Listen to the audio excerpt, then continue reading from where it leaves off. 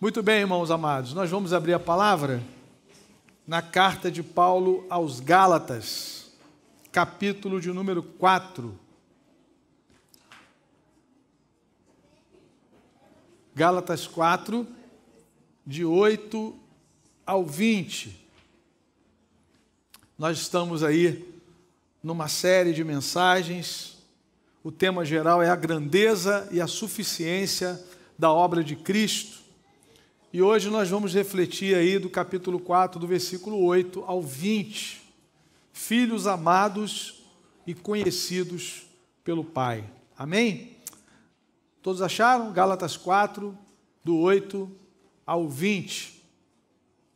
A palavra do Senhor nos diz o seguinte, assim mesmo como os irmãos estão assentados: antes, quando vocês não conheciam a Deus, eram escravos daqueles que por natureza não são deuses.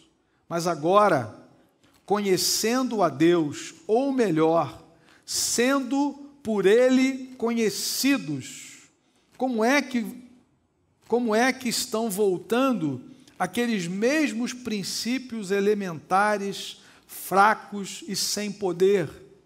Querem ser escravizados por eles outra vez? Vocês estão observando dias especiais, meses, ocasiões específicas e anos.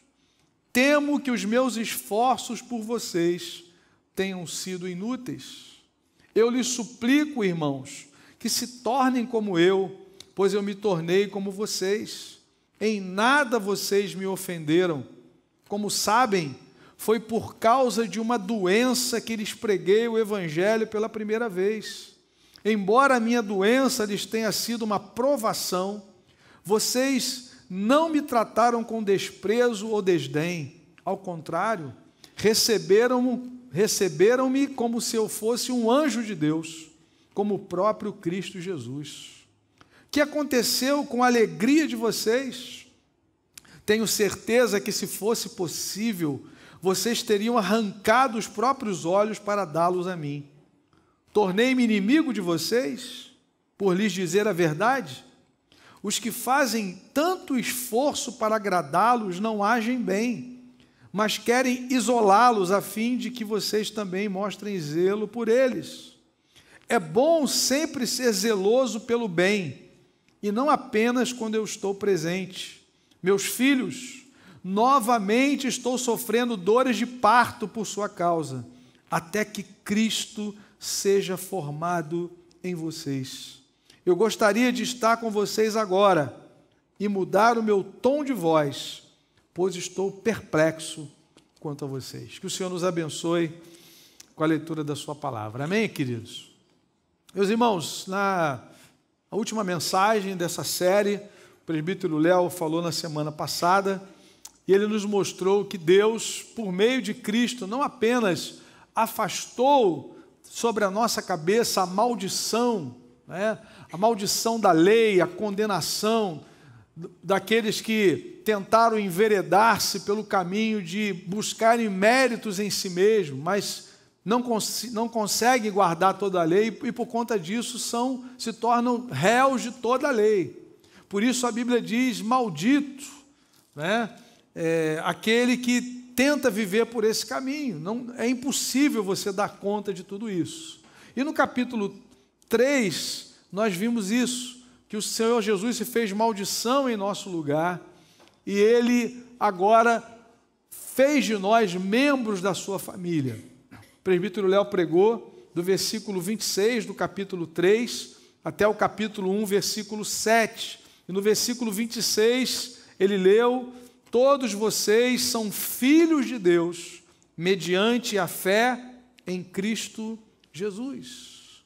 Então vejam que o Senhor Jesus não somente resolveu o problema da maldição da lei, mas Ele, além de se fazer maldição em nosso lugar, Ele nos fez agora filhos de Deus.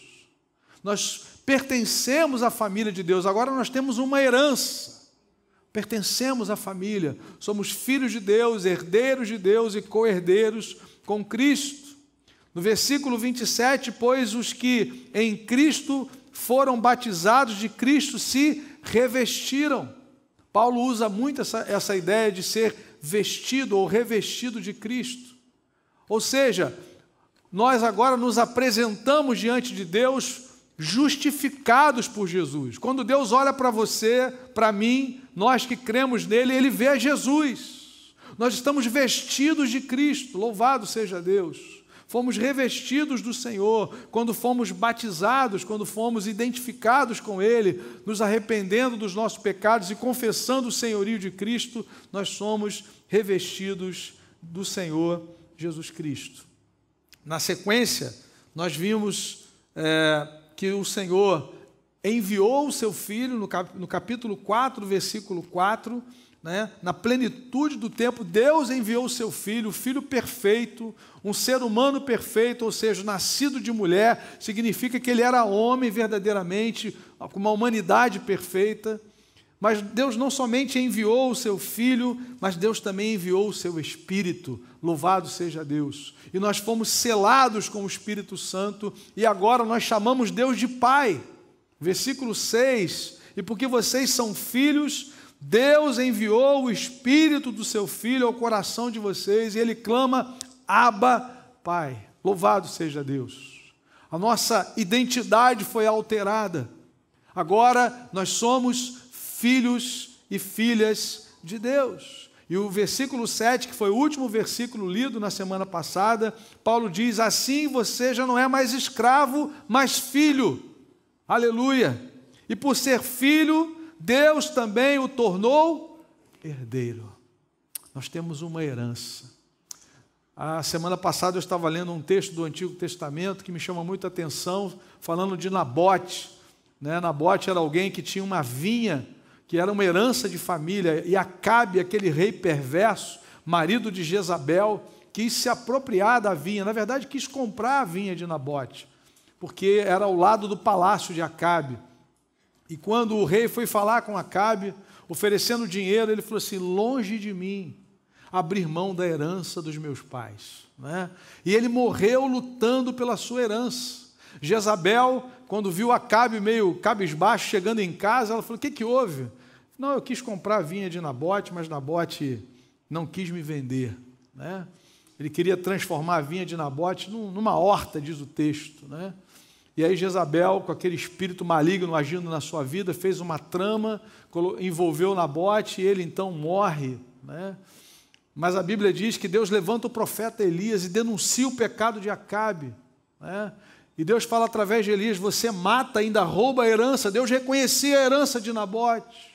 Era uma herança de família. Quando a terra da promessa foi dividida pelas tribos, as tribos tinham legitimidade da parte de Deus.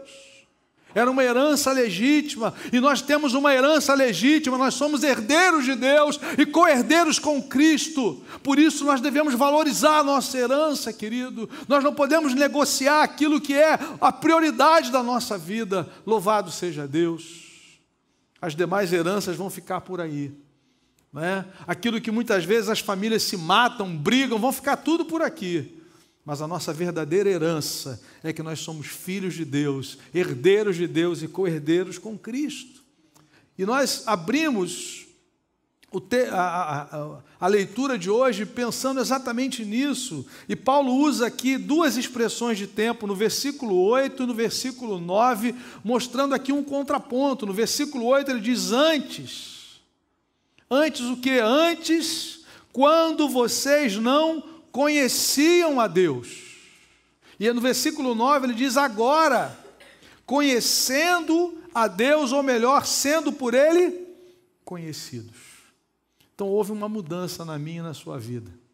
Se você é um cristão, se você é um discípulo de Jesus, você passou por essa mudança.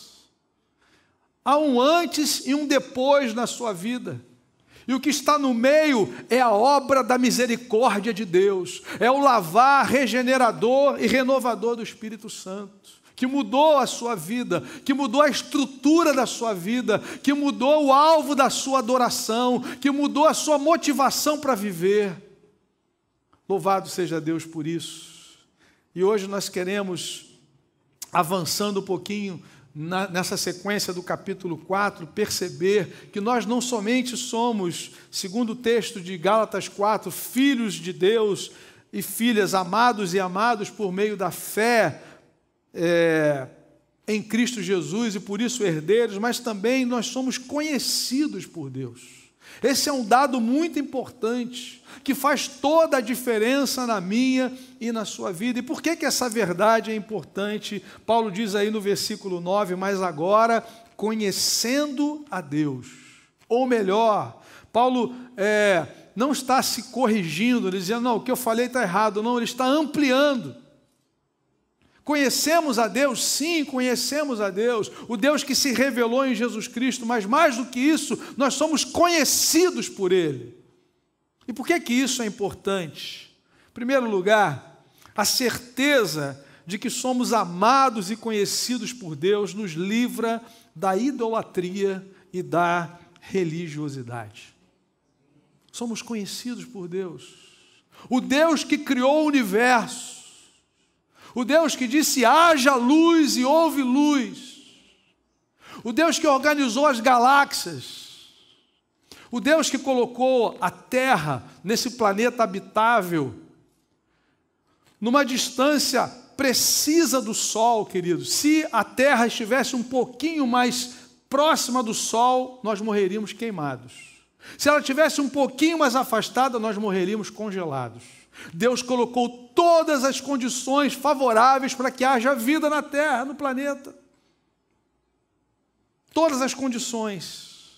Esse Deus, que conhece todas as estrelas, que chama pelo nome cada uma delas. Um dia ele falou, Abraão, sai da tua tenda, olha para o céu, conta as estrelas. Quando a gente era criança, a gente achava que conseguia contar, né? Até a 140 a gente ia, depois o olho embaçava, né? São incontáveis. São incontáveis. Deus falou, Abraão, sai da tenda e olha, conta as estrelas, se é que você pode. Mas Deus pode, Ele conhece cada uma, querido. Esse Deus que conhece, que criou o universo, o céu dos céus, a terra, o mundo e tudo que nele há, conhece você pelo nome. Louvado seja Deus. E é isso que Paulo está dizendo.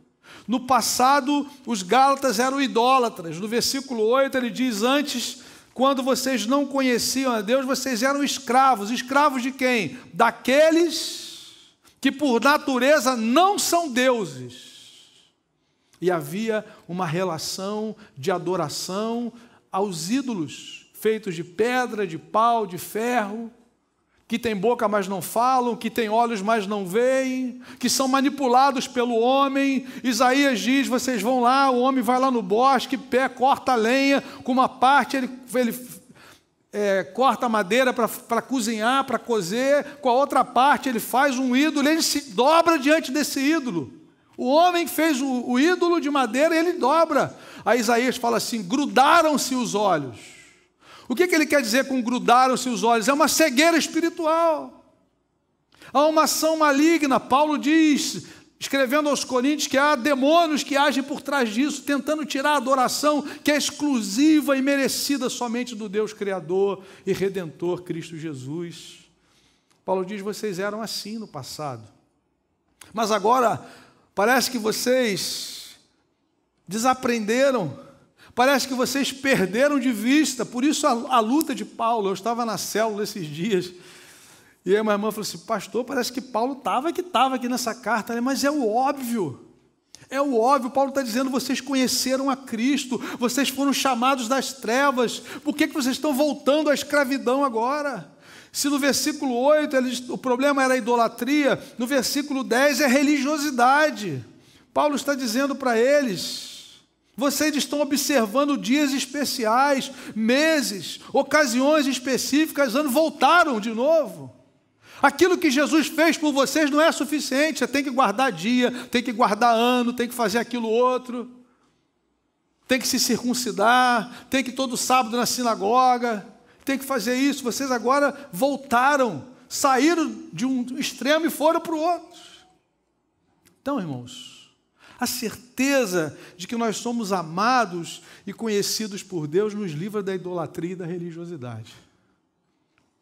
Paulo nos ensina que o antídoto para toda essa escravidão, seja dos falsos deuses ou da opressão, da necessidade de salvação por mérito, guardando o dia, guardando lua nova, guardando o sábado, é termos a plena convicção de que nós somos amados e conhecidos pelo Pai, e que Ele nos recebeu como filhos e filhas por meio do seu perfeito Filho Jesus. Amém, queridos?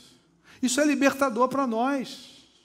Nós não viemos aqui hoje para acrescentar algo que a cruz é deficitária, deficiente. Nós não viemos hoje, nós não ofertamos, nós não cantamos, pregamos, visitamos, trabalhamos no bazar, trabalhamos na mídia, trabalhamos no ministério de louvor, porque está faltando. Aquilo que Jesus fez ainda está em fase de adaptação. Não, querido, Ele salva totalmente. Hebreus 7, 25. Os que se chegam a Ele se chegam a Deus por meio dEle. Ele salva totalmente. O escrito de dívida que era contra nós foi rasgado plenamente. Nós servimos por adoração. Nós obedecemos por amor ao Senhor, em nome de Jesus.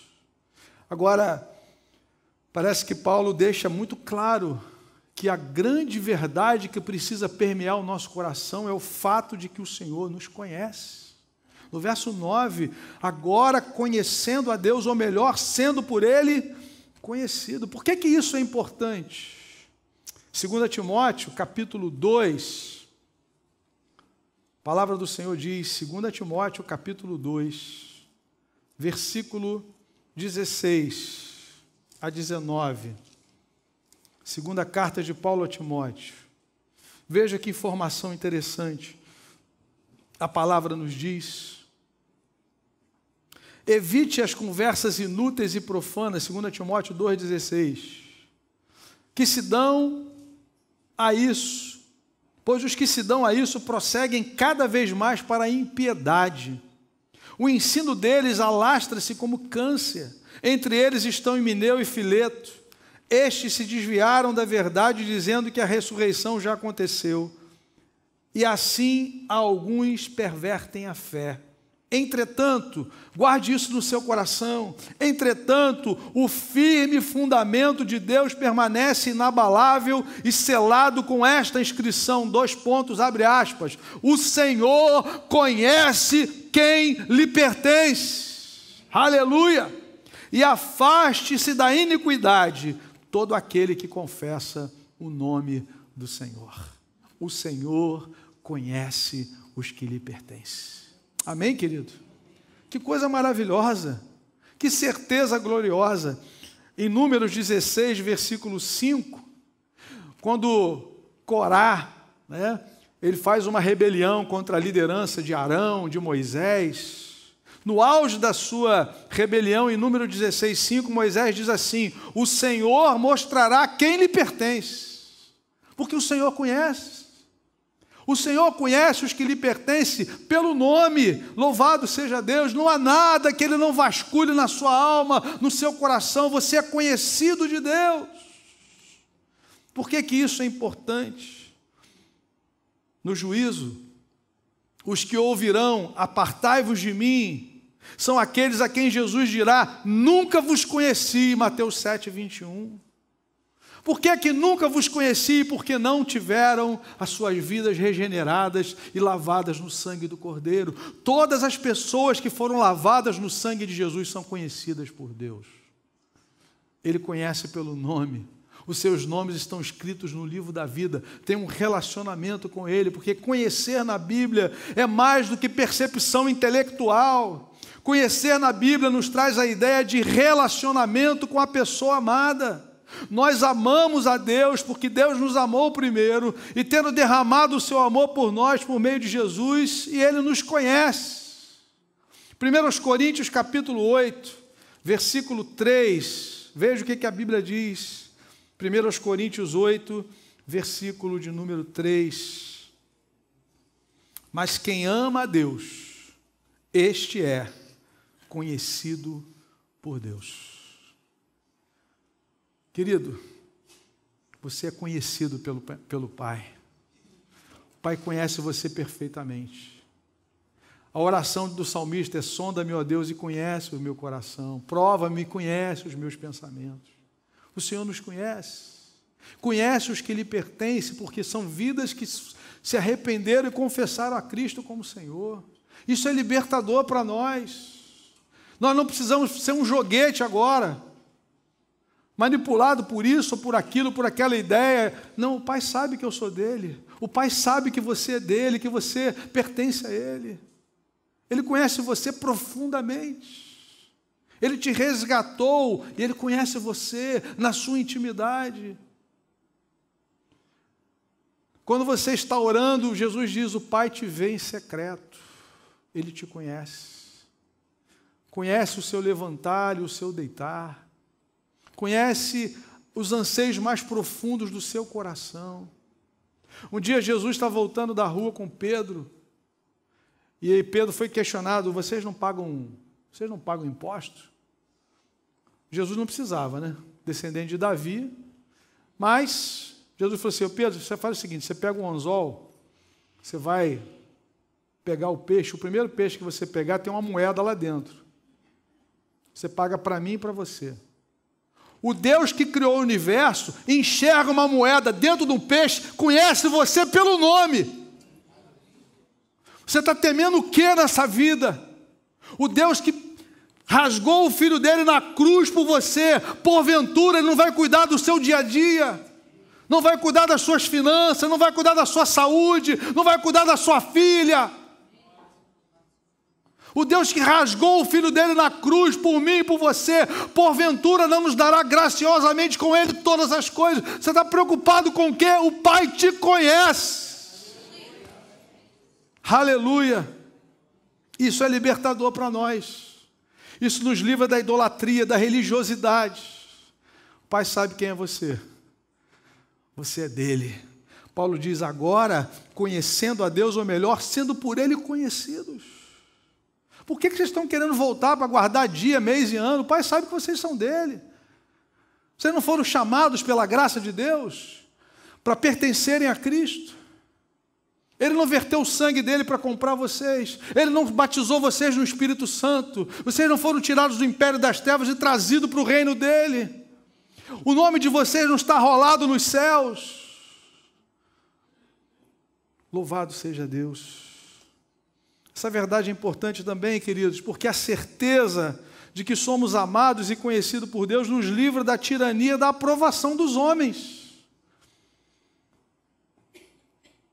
A nossa insegurança quanto a sermos ou não aceitos por Deus é a razão pela qual fabricamos ídolos, tentando consolidar uma autoimagem positiva. Mas nós somos conhecidos de Deus. Nós não precisamos agora performar. Percebi que o irmão hoje não cantou com o rosto muito alegre, mas o Pai me conhece, eu pertenço ao Senhor. Percebi que o irmão hoje está meio, domingo passado estava melhorzinho, Tem um termômetro às vezes que a gente quer usar para medir a espiritualidade, mas nós somos conhecidos pelo Pai, queridos. Aleluia. O Pai sabe inclusive quando você ora. Quando Jesus mandou Ananias ir para orar para o Saulo de Tarso, não tinha GPS nem Waze na época. Não tinha Waze, não tinha nada disso. O Senhor falou assim: olha, ele está na casa de fulano, na rua direita, e ele está orando. Ele está orando agora. Meu amigo, está preocupado com o quê? Ele sabe quando você está orando. Antes de você falar, ele já sabe. Descansa nele, ele te conhece, querido. O Senhor conhece os que lhe pertencem. Isso é libertador demais. Paulo afirmava que o Evangelho nos mostra que não dependemos da nossa performance religiosa para sermos amados por Deus. Ele já demonstrou que nos ama ao entregar o seu Filho em nosso lugar, e ele nos conhece. 1 Coríntios capítulo 4, de 1 a 5, Paulo vai trazer uma informação importante, libertadora também. 1 Coríntios 4, de 1 a 5. Portanto, que todos nos considerem como servos de Cristo, encarregados dos mistérios de Deus. O que se requer desses encarregados é que sejam fiéis. O que Deus espera de nós como servos, mordomos? Que sejamos fiéis.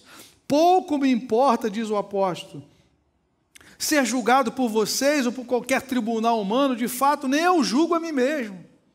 Embora em nada minha consciência me acuse, nem por isso justifico a mim mesmo. O Senhor é quem me julga. Portanto, não julguem nada antes da hora devida. Esperem até que o Senhor venha.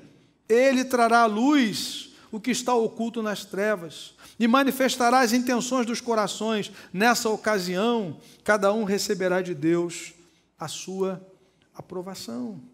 Juntando 1 Coríntios 4, de 1 a 5, com Gálatas 4, 9, vemos que Paulo tinha a seguinte visão de si mesmo: como Deus me conhece e vê Cristo quando olha para mim, não me importo com o que você pensa a meu respeito, nem mesmo com o que eu penso. O que importa é o veredito de Deus. Filha amada, filho amado por meio de Jesus, pela fé em Cristo. Conhecido dele, conhecida dele, não precisa performar. Adore a Deus com alegria, adore a Deus com liberdade. Foi por isso que Maria, quando Jesus entrou, ela não ficou preocupada em fazer algo para ele, ela não estava preocupada com aquilo que ela tinha que fazer, mas com aquilo que ela era. Ela era adoradora. A presença de Jesus bastava para ela, era suficiente para ela. Sim, o que nós fazemos é importante, porque o que a gente faz é para a glória de Deus, mas o que nós somos é prioridade. Vai chegar uma hora que a gente não vai poder fazer o que a gente faz hoje. Eu vejo servos de Deus com idade avançada, que não podem pregar, subir morros, fazer outras coisas que faziam no passado, mas continuam sendo filhos amados e amadas de Deus. Em nome de Jesus. Terceiro lugar, ainda há um comentário sobre Gálatas 4:9, que eu achei interessante, do Timothy Keller. Ele faz o seguinte comentário, baseado nesse versículo: mas agora conhecendo a Deus, ou melhor, sendo por Ele conhecidos. Ele diz o seguinte: o grande fundamento da certeza cristã não é quanto do nosso coração está voltado para Deus, mas quão inabalável é o coração dele voltado para nós.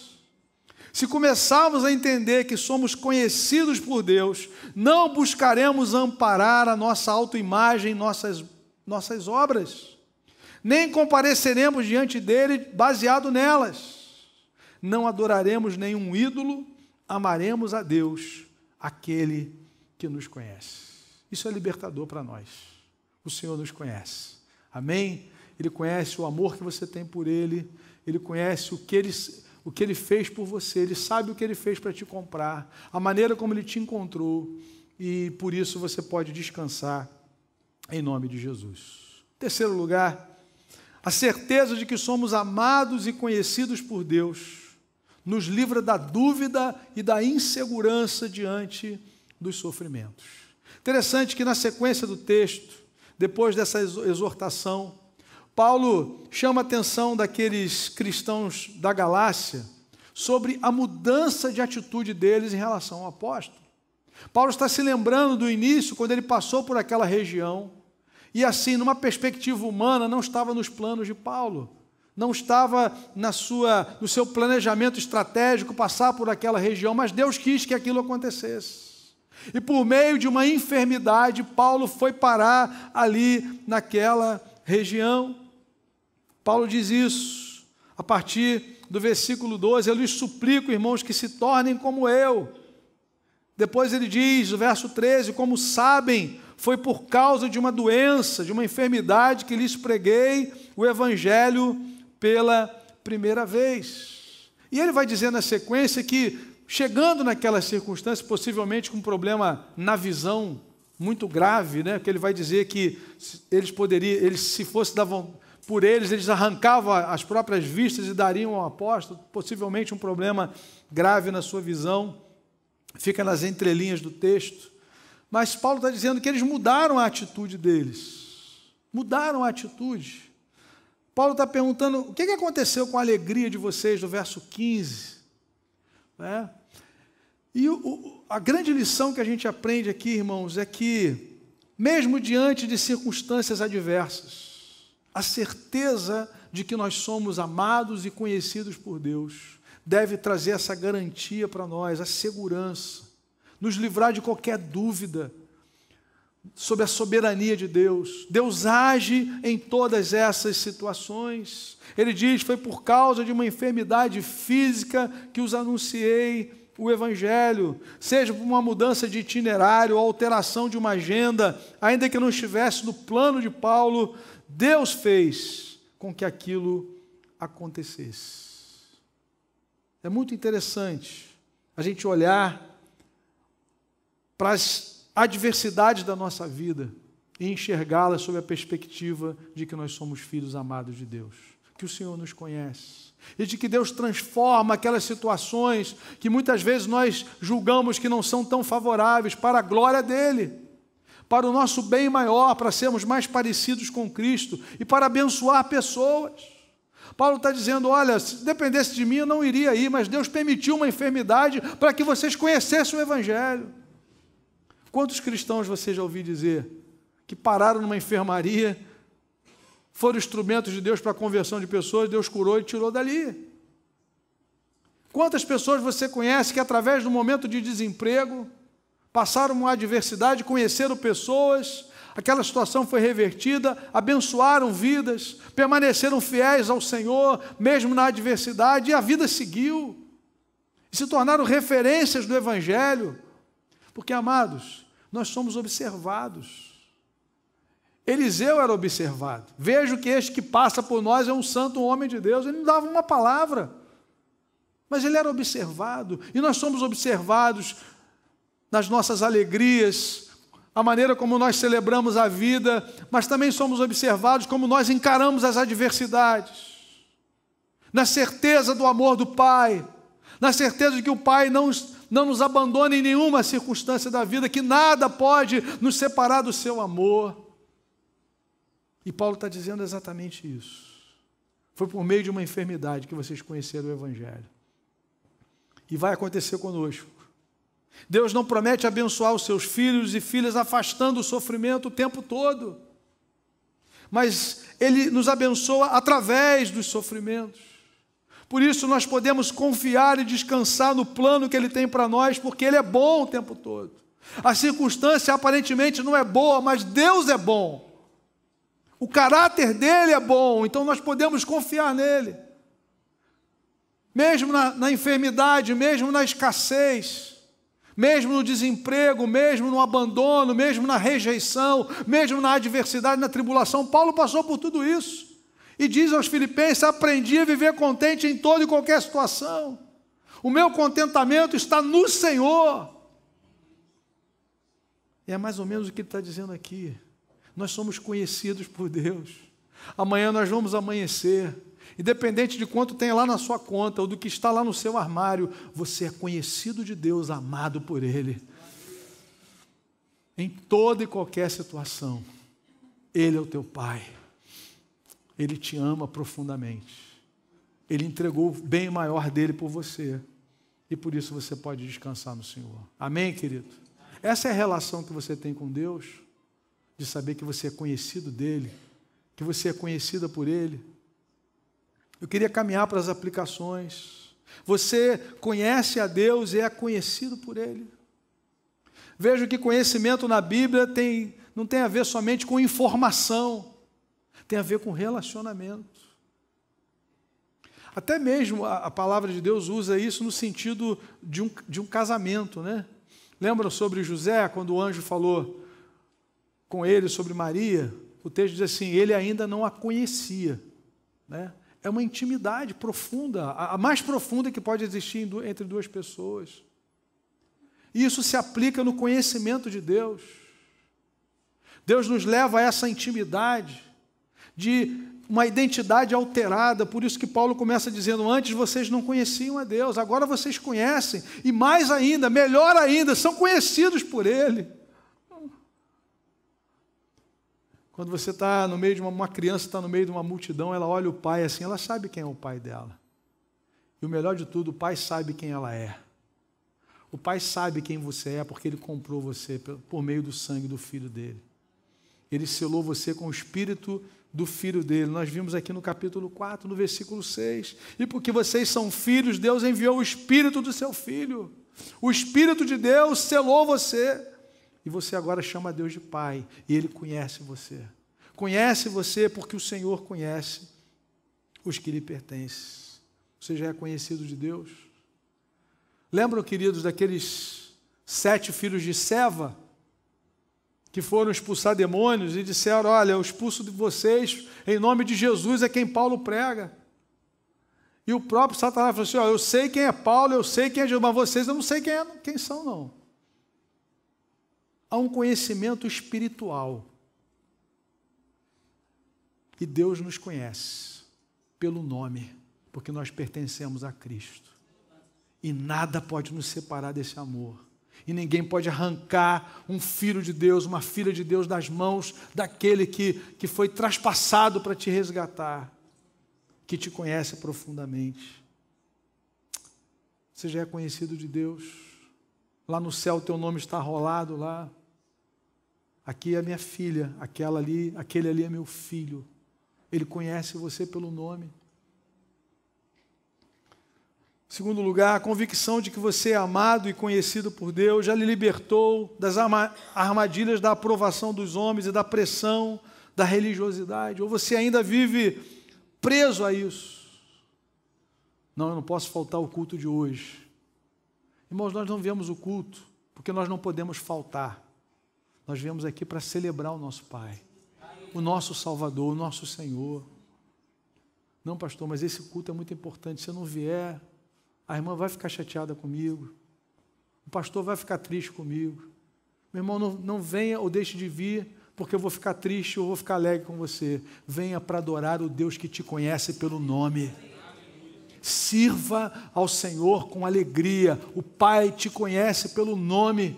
Você foi chamado por Ele pelo nome. Aleluia! O Deus do universo, o Criador de todas as coisas, conhece você, Viviane, Lília, Ana Paula, pelo nome. Quando você ora, Ele sabe quem é você. Quando você adora, Ele sabe quem é você. Quando você faz escolhas lá no seu dia a dia que ninguém está vendo, Ele sabe quem é você. Marta, Marta, Samuel, Samuel, Moisés, Moisés. Ele conhece pelo nome, querido. Que coisa maravilhosa. Isso é libertador para nós. Terceiro, como você tem considerado as adversidades que você tem passado nesse mundo? Você crê que Deus usa o sofrimento para promover o bem de pessoas e a expansão do seu reino? Deus quer que sejamos mais parecidos com Jesus e Ele muitas vezes permite isso. A nossa fé é provada. Lendo essa semana Daniel, na nossa série aí de leitura, nos deparamos com o capítulo 3 novamente. Sadraque, Mesaque e Abednego. Nabucodonosor, no capítulo 2, recebeu a revelação de uma estátua, de uma grande estátua. Os sábios, os feiticeiros, os magos, ninguém conseguia interpretar.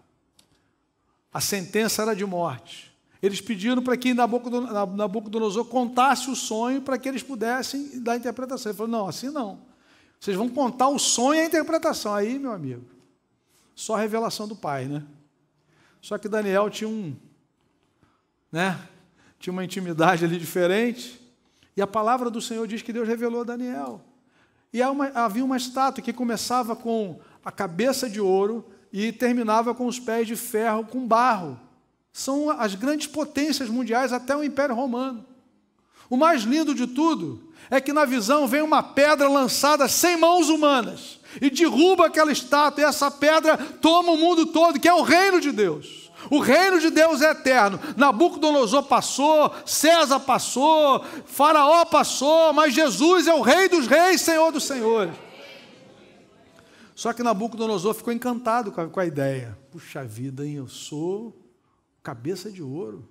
A cabeça de ouro. Então ele manda fazer uma estátua para que todas as pessoas adorassem. Tocava aqueles instrumentos todos e a turma toda talvez 1 milhão de pessoas naquele contexto.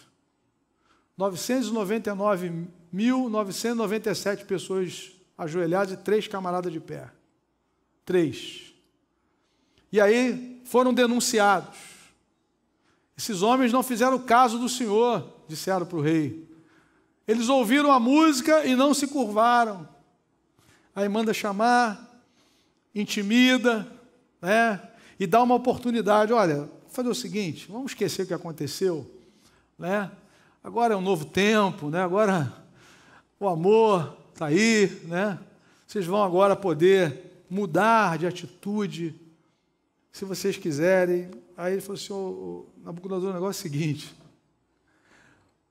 o Deus a quem nós servimos, se Ele quiser nos livrar, Ele vai nos livrar. Agora, se Ele não quiser, porque Ele não tem obrigação nenhuma, porque Ele é Deus.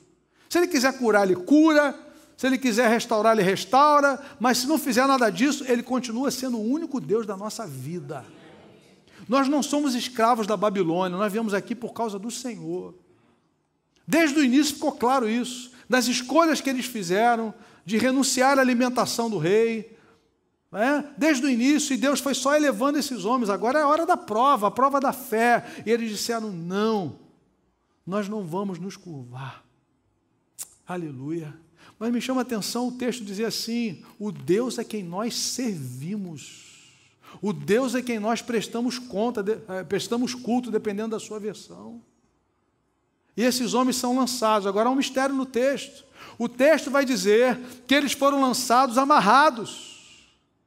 Já leu esse texto com profundidade? Eles lançaram amarrados. Aí o Nabucodonosor falou assim, não lançamos 3? Eu vejo 4 homens soltos. Foram amarrados, agora estão soltos. Nós estamos soltos, irmãos, livres para adorar o único Deus verdadeiro que nos conhece pelo nome. Aleluia! Nós somos livres para adorar o Senhor. E isso nos liberta. Nós não precisamos negociar nada da nossa fé. Nós não precisamos abrir uma vírgula, um milímetro do nosso compromisso com o Senhor. Porque tudo vai ficar. Da cabeça de ferro ao pé, cabeça de ouro até o pé de ferro com barro, tudo vai acabar. Nós pertencemos a um reino inabalável. E o Rei dos reis, o Senhor dos senhores, nos conhece pelo nome, nós somos filhos dele. Querido, pode celebrar o Senhor com alegria, descansa no Senhor e espera nele. O Senhor conhece os que lhe pertencem. Você já pertence a Jesus? Jesus já é o Senhor da sua vida? Você já foi comprado pelo sangue dele? Quando ele vier, você vai dizer, Senhor, sou eu, o Senhor me conhece pelo nome? Ou você vai dizer, não, Senhor, eu ouvi a tua palavra, mas eu achei que dava para entrar nesse céu por outro caminho. Não há outro caminho. Jesus diz, eu sou o caminho, não 2. A verdade e a vida. Ninguém vem ao Pai, senão por mim. Curva a sua cabeça, feche seus olhos. Quero orar por você, em nome de Jesus. Se há alguém aqui neste lugar que ainda não é conhecido por Deus nessa condição de filha amada, de filho amado, e hoje, pela fé, você quer entregar a sua vida a Ele, recebê-lo como Senhor e Salvador da sua vida, eu quero orar por você. Onde você está? Alguém nessa manhã que gostaria de entregar a sua vida ao Senhor Jesus, recebendo como Salvador e Senhor, fique de pé no seu lugar. Eu quero orar por você em nome de Jesus. Ou erga uma de suas mãos. Eu quero orar por você agora. Em nome de Jesus. Se o Espírito Santo fala ao seu coração, fique de pé no seu lugar. Ou erga uma de suas mãos, nós vamos orar agora. Para a glória de Deus. Continue em oração, meu amado. Lembra daquilo que Paulo falou? Por causa de uma enfermidade física, por causa de uma adversidade. Talvez você esteja passando por adversidades na sua vida. Mas nessa manhã, o Pai te lembra que você é a filha amada dele, filho amado, conhecido por ele, conhecida por ele. E você gostaria de entregar essa preocupação no altar de Deus e dizer, Senhor, quero descansar em Ti. Obrigado porque o Senhor falou no meu coração. A igreja de olhos fechados, se você deseja orar, fique de pé no seu lugar, eu quero orar junto com você, em nome de Jesus. Se o Espírito Santo falou ao seu coração e você gostaria de descansar no Senhor, pedir esse descanso na sua alma, esse renovo para a sua vida, fique de pé no seu lugar, vamos orar juntos, em nome de Jesus. Aleluia, glória a Deus, aleluia. Santo é o teu nome, Senhor. Senhor, nós descansamos em Ti, Senhor, porque o Senhor nos conhece pelo nome, Senhor. O Senhor nos chama pelo nome. Obrigado, Senhor, pela paz que excede todo entendimento, que só o Senhor nos dá, nos concede, nos oferece, Senhor. Obrigado pelos teus servos e servas que se colocam em pé. O Senhor conhece, Pai, aquilo que cada um passa. A Tua palavra diz: o Senhor conhece a nossa estrutura e sabe que somos pó, mas somos dependentes do Senhor. E por isso, ó Pai, vem agora nos envolver, Pai, com a Tua graça bendita, renovando mentes e corações, trazendo descanso, Pai amado, confiança em Ti, Senhor, porque Tu és maravilhoso. A Tua mão está estendida, Pai, para o Teu povo, nos fortalecendo, nos encorajando em todo o tempo.